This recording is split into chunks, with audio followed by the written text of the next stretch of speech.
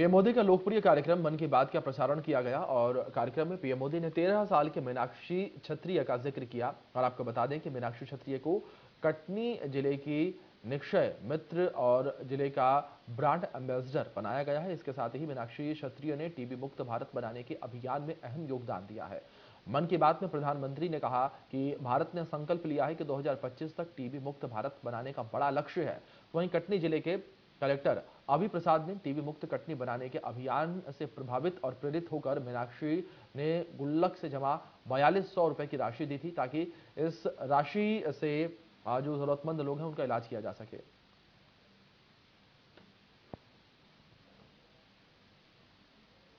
गुल्लक से कितना आप जानते हैं कि बच्चों को गुल्लक से कितना प्यार होता है, लेकिन एमपी के कटनी जिले की 13 साल की मीनाक्षी और पश्चिम बंगाल के डायमंड हार्बर के 11 साल के बश्वर मुखर्जी दोनों ही कुछ अलग ही बच्चे हैं।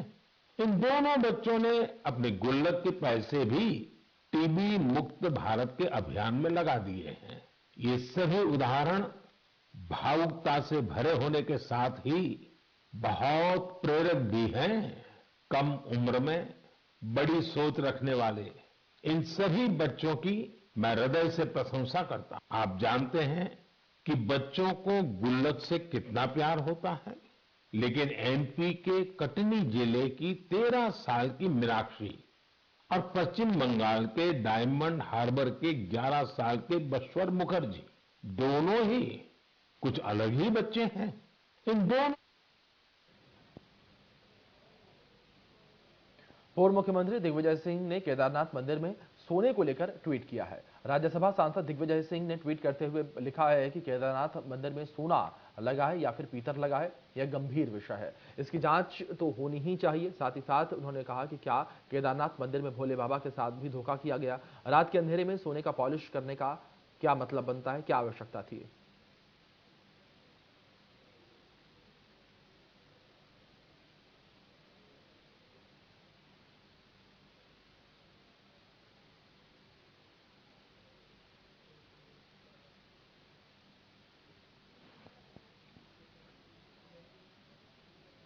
तो वहीं इंदौर में कैलाश विजयवर्गीय ने कांग्रेस पर जुबानी हमला बोला है और बीजेपी के राष्ट्रीय महासचिव कैलाश विजयवर्गीय ने पूर्व सीएम कमलनाथ पर भी सियासी हमला बोला। विजयवर्गीय ने कहा कि कमलनाथ को प्रदेश में हरा ही हरा दिख रहा है, जबकि पीएम मोदी, शिवराज और बीजेपी पर जनता का विश्वास है। कैलाश विजयवर्गीय ने कर्नाटक सरकार के फैसले के सवाल पर कहा कि धर्मांतरण देश के लिए एक अभिशाप है।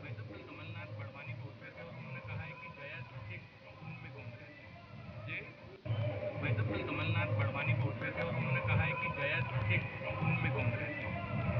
जयस के खून में कांग्रेस है, तो जयस कौन है? कांग्रेस है। देखिए, अब कमलनाथ जी सब हरा ही दिख रहा है, पर जैसा वो सोचते वैसा नहीं है। जनता कुछ अलग सोचती है और जनता के मन में भारतीय जनता पार्टी के प्रति विश्वास है, मोदी जी के प्रति विश्वास है, शिवराज जी के प्रति विश्वास है। इसलिए वो कितनी भी जुमले करते रहे, मध्य प्रदेश में भारतीय जनता पार्टी की सरकार बनेगी, तो यही बहुमत से। कर्नाटक के अंदर वो लोग जो है वापस धर्मांतरण का कानून वापस लेने की बात कही सरकार ने। मैं कह रहा हूँ इसका जवाब तो जनता ही देगी, क्योंकि धर्मांतरण इस देश के अंदर अभिशाप है और धर्मांतरण नहीं होता और राष्ट्रांतरण होता है, और इसलिए बहुत ज़रूरी है कि इस प्रकार की गतिविधियाँ रुके। हमने देखा है कि हमारी बेटियों के 35-35 टुकड़े कैसे हुए, और इस प्रकार के लोग ही षड्यंत्र पूर्वक हमारे समाज के अंदर विकृति फैला रहे हैं। हम उसकी निंदा करते हैं। आपकी सक्रियता मऊ में बहुत ज्यादा होती जा रही है कि आगे चुनाव उसको लेके आपका कुछ विचार? मैं सारे प्रदेश में सक्रिय हूँ, आपकी नज़र से भाई साहब कल कमलनाथ बड़वानी पे उठ रहे थे और उन्होंने कहा है कि जयस के खून में कांग्रेस है।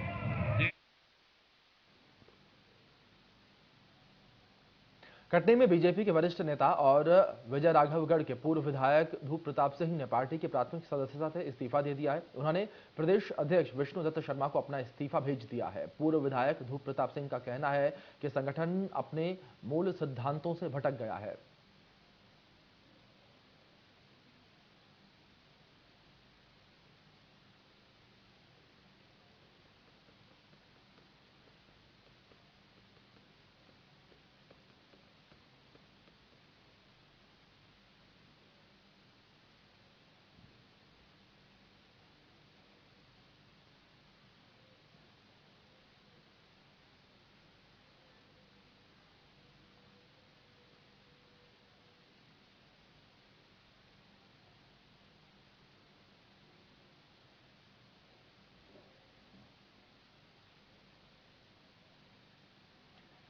सागर संसदीय क्षेत्र के बीजेपी सांसद राज बहादुर सिंह ने दावा किया है कि इस बार भी प्रदेश में बीजेपी की सरकार बनेगी। मध्य प्रदेश में 200 से ज्यादा सीट जीतने का लक्ष्य है। इस दौरान कांग्रेस पर उन्होंने निशाना भी साधा।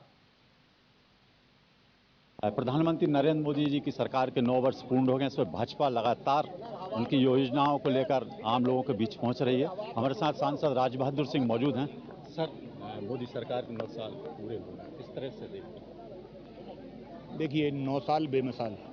ये भारतीय जनता पार्टी ने जो मोदी जी की सरकार ने 9 वर्ष में काम किए, ये हमारा राष्ट्रीय नेतृत्व का आह्वान है और ये हमारी परंपरा भी है भारतीय जनता पार्टी की सरकारों की कि हम जो भी काम करते हैं उसको प्रत्येक वर्ष जनता के बीच में ले जाते हैं। और जब 1 वर्ष हुआ, 2 वर्ष हुए, आज 9 वर्ष पूर्ण हुए हैं, तो 9 वर्ष का जो रिपोर्ट कार्ड है, उस रिपोर्ट कार्ड को हम सब लोग कार्यकर्ताओं के माध्यम से पूरे भारतवर्ष में जनता के बीच में, मतदाताओं के बीच में ले जा रहे हैं। आज उसी कड़ी में हम सब लोग नटेरन में हैं और यहाँ हमारे जो पार्टी का जो संगठन है, जो हमारे मोर्चा हैं, उन 7 मोर्चा के हमारे पदाधिकारी और कार्यकर्ता आज यहाँ पे इकट्ठे हुए थे और सभी कार्यकर्ताओं से आह्वान किया है कि मोदी जी के 9 वर्षों को आम जनता के बीच में ले जाएं, मतदाताओं के बीच में ले जाएं। हमारी जो उपलब्धियां हैं, चाहे वो विकास की हों, चाहे वो गरीब जनता को लाभ पहुंचाने की हो, चाहे योजनाओं की हो, चाहे इंफ्रास्ट्रक्चर मजबूत करने की हो, इस सब चीज़ों को हम सब लोग जनता में ले जाने के लिए इस प्रकार के कार्यक्रम कर रहे हैं। सर, कितनी सीटें आ रही हैं? अब ये तो कोई मैं कोई भविष्यवक्ता नहीं हूँ, लेकिन एक भारतीय जनता पार्टी के कार्यकर्ता होने के नाते हम सब लोगों का फोकस है कि इस बार मध्य प्रदेश में हम 200 सीटों से ज़्यादा जीतें। इसके लिए भारतीय जनता पार्टी का संगठन काम कर रहा है। लाडली बहना को कांग्रेस ने 1500 रुपये बहनों के लिए फार्म भरवा, लेकिन कई जगह आरोप लगा रहे भाजपा को वो कहीं पड़े हुए मिले हैं फार्म। देखिए, कांग्रेस आज किस मुंह से फार्म भरा रही है, हमें तो सबसे पहला प्रश्न चिन्ह मेरा ये है कि आप किस मुंह से फार्म भरा रहे हैं। आप क्या व्यक्तिगत पॉकेट से पैसा देने वाले? आपके पास सरकार तो है नहीं। तो ये तो सब झूठे प्रलोभन है। और ये आज जैसे शिवराज जी ने दी घोषणा की कि हम बहनों को 1000 रुपये देंगे, तो हमारी सरकार और हमने जो घोषणा की उसको हमने 10 तारीख को बहनों के खातों में पैसा ट्रांसफ़र कर दिया। तो हम तो सरकार में, तो हम जो कहेंगे वो हम करेंगे। लेकिन अब ये क्यास लगाना कि हम 23 में सरकार बनाएंगे, फिर हम ये योजना लाएंगे, फिर हम फार्म भराएंगे, तो ये अभी सब ख्याली पुलाव हैं कांग्रेस के। और कांग्रेस का जो चरित्र है, कांग्रेस के कार्यकर्ताओं का जो चरित्र है, उनकी सरकारों का जो चरित्र है, वो केवल झूठ बोल के राजनीति करते हैं। फिल्म आदिपुरुष को लेकर पूर्व सीएम डॉक्टर रमन सिंह का बयान सामने आया है। बीजेपी के वरिष्ठ नेता रमन सिंह ने कहा कि विरोध और समर्थन की बात नहीं है। यदि रामायण के राम और हनुमान जी के चरित्र में जिस प्रकार की चर्चा और बातचीत आ रही है, जिस प्रकार के डायलॉग उनसे बुलवाए गए हैं, यह असमानता है। वहीं पूर्व सीएम रमन सिंह ने कहा है कि मुद्दों पर बातचीत भी की।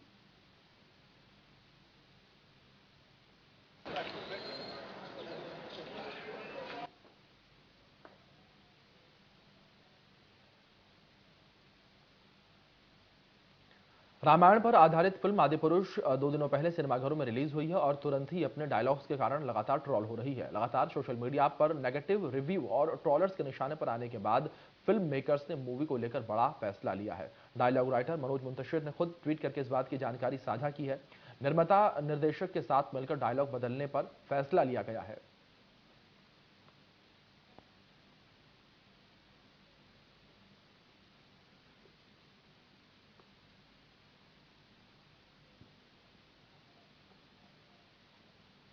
छत्तीसगढ़ के बस्तर में भी आदिपुरुष फिल्म का विरोध शुरू हो चुका है। हिंदू संगठन समक्ष के सदस्यों ने जगदलपुर में टॉकीज के बाहर लगे आदिपुरुष के पोस्टर को निकाल दिया।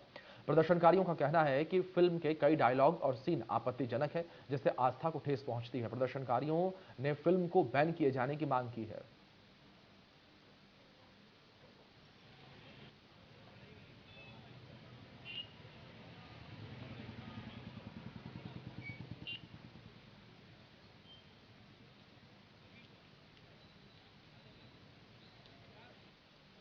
हाल ही में प्रदर्शित फिल्म आदिपुरुष, जो कि हम हिंदुओं के धार्मिक आस्थाओं व परंपराओं को बेहद ही अभद्र तरीके से व घटिया मानसिकता का परिचय देते हुए ठेस पहुंचाने का कुत्सित कुप्रयास किया गया है, जिसमें न कि अभद्र भाषा का प्रयोग किया गया है, वरन जो रामायण के वास्तविक किरदार हैं उनके भी चरित्र चित्रण में कहीं ना कहीं छेड़छाड़ कर हमारी आस्थाओं को व उनके स्वरूप को तोड़ मरोड़ कर पेश करने का क्रिएटिव लिबर्टी के नाम पर घटिया प्रयास किया गया है।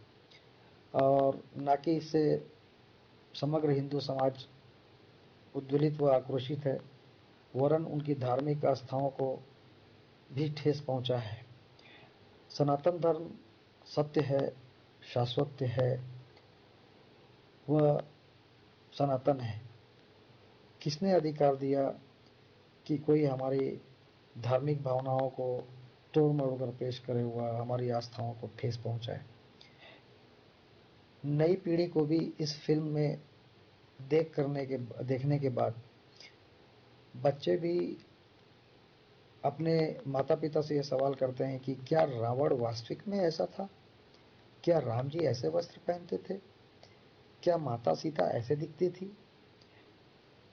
तो कहीं ना कहीं ऐसा लगता है कि हिंदू भावनाओं को व धर्म व उसकी आस्था के साथ कहीं ना कहीं खिलवाड़ किया जा रहा है, और ये बेहद ही शर्मनाक, अभद्र और बर्बरतापूर्वक किया हुआ मजाक है।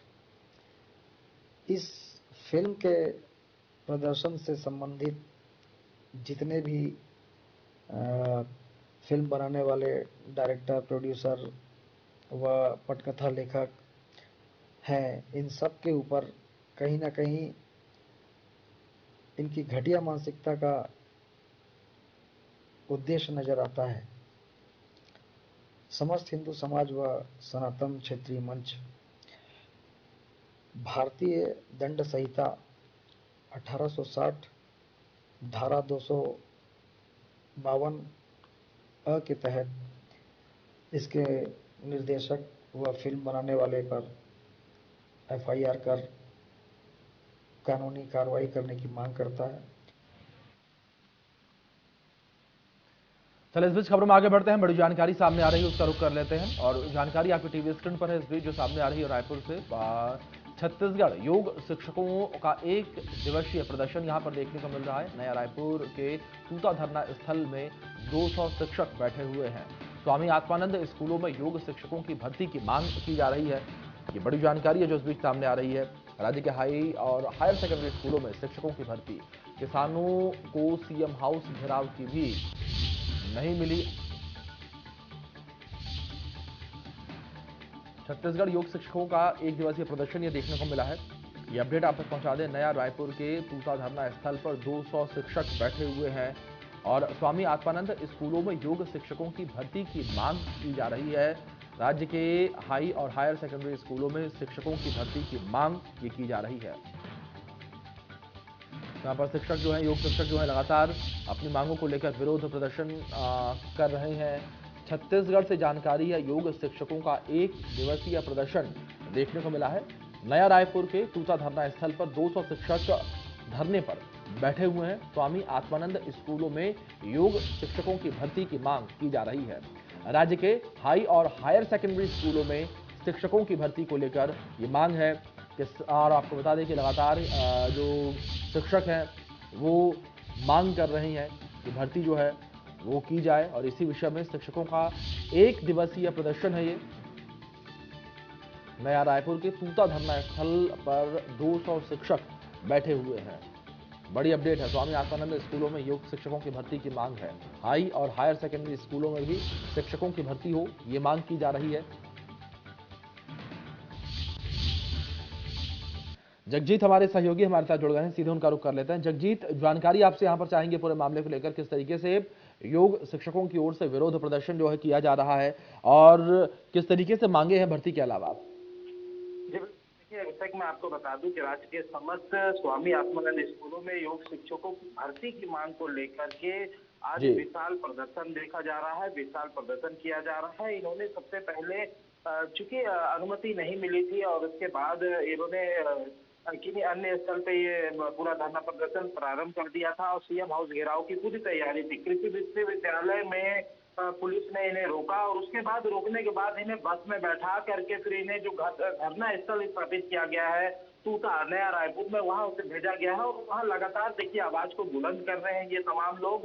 और लगभग मैं आपको बता दूं कि 200 से ज्यादा जो शिक्षक है वो इस आंदोलन में मौजूद है और अपनी आवाज को लगातार प्रकट कर रहे हैं, सामने ला रहे हैं। और इसका जो मेन प्रदर्शन है, प्रदर्शन का ये सीएम हाउस घेराव का प्रदर्शन है, ये पूरा आंदोलन है और जिसको लेकर के लगातार ये आवाज उठा रहे हैं। लगातार देखिए इस पूरे आंदोलन से पहले इन्होंने लगातार पत्राचार किया है, शासन प्रशासन तक अपनी आवाज को पहुंचाने का काम किया है। लगातार शासन प्रशासन से ये मांग की है कि जो राज्य में समस्त जो स्वामी आत्मानंद स्कूल है वहां पास योग शिक्षकों की भर्ती की जाए। लेकिन जब ये मांगे उनकी पूरी नहीं हुई है तब ये फिर जो आंदोलन का रास्ता, धरना प्रदर्शन का रास्ता इन्हें अख्तियार करना पड़ा है। जी अभिषेक। जी बिल्कुल, बहुत शुक्रिया आपका जुड़ने के लिए और इन तमाम जानकारियों के लिए जो आपने हम तक हमारे दर्शकों तक ये अहम जानकारियां पहुंचाई हैं।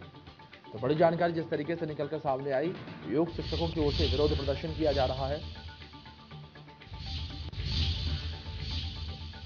तो मध्य प्रदेश में आगामी विधानसभा चुनाव से पहले एक ऑडियो वायरल होने पर उज्जैन कांग्रेस की राजनीति गरमाने लगी है। ऑडियो शहर कांग्रेस अध्यक्ष का बताया जा रहा है। दरअसल नूरी खान अपने समर्थकों के साथ उज्जैन उत्तर विधानसभा से दावेदारी करने के लिए कमलनाथ से मिलने के लिए भोपाल पहुंची थी। दावा किया जा रहा है कि इससे नाराज होकर शहर अध्यक्ष रवि भदौरिया ने नूरी के साथ गए समर्थकों को फोन पर जमकर लताड़ लगाई है और साथ ही कहा है कि मुस्लिम नेता धार्मिक नगरी के अंदर टिकट नहीं ले पाएंगे। और ऑडियो में रवि भदौरिया ने नूरी खान और बटुक शंकर जोशी को लेकर आपत्तिजनक शब्दों का भी इस्तेमाल किया। उज्जैन उत्तर और दक्षिण विधानसभा के टिकट फाइनल होने के बाद भी कही गई। और आपको बता दें कि नूरी खान ने हाल ही में 100 लोगों के साथ जो है कमलनाथ के सामने टिकट की दावेदारी पेश की थी। अब रवि भदौरिया का ऑडियो संगठन के पास पहुंचा है जिसमें रवि भदौरिया ने वायरल ऑडियो को षड्यंत्र बताया है। हालांकि वायरल ऑडियो की पुष्टि इंडिया न्यूज मध्य प्रदेश छत्तीसगढ़ भी नहीं करता है।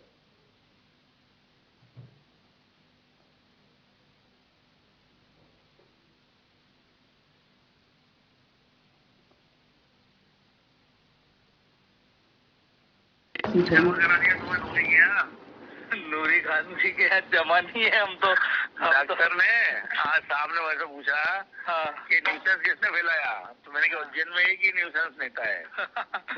अभी हाल ही बात हुई तो उन्होंने बोला इसको समझाया नहीं। मैंने कहा इसको कितना समझाया, न्यूसेंस है कि चलो नूरी ठीक है ना। ये बोला कि तुम्हें टिकट दे देंगे। नहीं टिकट तो बोलते हैं बड़े नेता जाते फाइनल। सुनो ये डॉक्टर साहब से बोल रहा है कि थोड़ा मजबूत हो। सही हमारे दोनों दुश्मन चुनाव लड़ रहे हैं है ना। उज्जैन दक्षिण में राजनीति लड़ रहे हैं है ना। और उत्तर से माया को साहब ने लगभग फाइनल कर दिया है। ठीक है तो कर दिया होगा। सही कह रहे हो आप। अरे मैं बता रहा हूँ तुमको। आप उसको सिर्फ मैं ही काट सकता हूँ, इसलिए ताकत भी नहीं है क्योंकि बाल भी उखाड़ दे। उसके लिए क्या करना है ये बताओ। आप तो उसको कैसे काट दोगे ये बताओ कि उसके लिए मैं क्या करूँ बस। लेकिन गलत जगह एनर्जी क्यों वेस्ट कर रहे हो। वो एनर्जी गलत चीज वेस्ट करी तुमने। अब बोस में तो क्या है कि आया मैसेज के चलना है तो मैंने कहा चलो। अगर कोई अपना दुश्मन मर रहा है तो अपने दोस्त के साथ जाने में तो अपने क्या दुश्मन मर रहा है तो अपने एक भाई से भी पूछना होता। सारा काम उस एक्टर के पे कर लोगे। इसमें मेरी गलती। अगर वो किसी और का कहता तो मैं थोड़ी जाता, मेरा अपोजिट होगा। वो क्या है कि सुनो इस डॉक्टर की औकात है ना जो मैं बोल रहा हूँ और जीरो हो गई जीरो। नहीं सही बात है। अगर मुस्लिम नेता तो जेल धार्मिक नगरी के अंदर टिकट नहीं ला पाएगा। सही बात। लेकिन अपन क्यों बदनाम हो गया वहाँ जाके। नहीं तो उसमें क्या सब पूरे सभी गए थे तो चलो उसमें क्या कमलनाथ जी अपने नेता के लेके गई नहीं। अगर कोई दूसरा क्या लेके जाती नूरी खान जी भी लेके गए तो कमलनाथ जी। चलो मैं नमस्कार करता हूँ आपको आज से है ना। कोई दिक्कत नहीं है। आप तो आपके नेता के लेके गई थी, आप चले गए, आपने मुझसे पूछा नहीं। अभिषेक लाला अपना ब्लॉक अध्यक्ष है, कोई भड़वे ने भी नहीं पूछा मेरे से। इलाज कर देंगे, चिंता मत करो। नहीं सही बात है ना। गलती हमको आपको फोन नहीं बात ये तुम्हें मुझसे एक फोन तो लगाना था ना। नहीं ये गलती है, ये बस सही है तो आप देखिए आपके माध्यम से मुझे जानकारी मिली है कि उज्जैन शहर अध्यक्ष ने इस तरह की भाषा का उपयोग किया है और मामला बहुत ही गंभीर है। मैं इस पूरे मामले में पार्टी के वरिष्ठ नेताओं से चर्चा करूंगी और इस मामले में मैं अपनी ओर से कोई भी बात पार्टी प्लेटफॉर्म पर करना चाहूंगी। धन्यवाद। चलिए फिलहाल बुलेटिन में इतना ही। तमाम अपडेट्स के लिए बने रहें इंडिया न्यूज के साथ।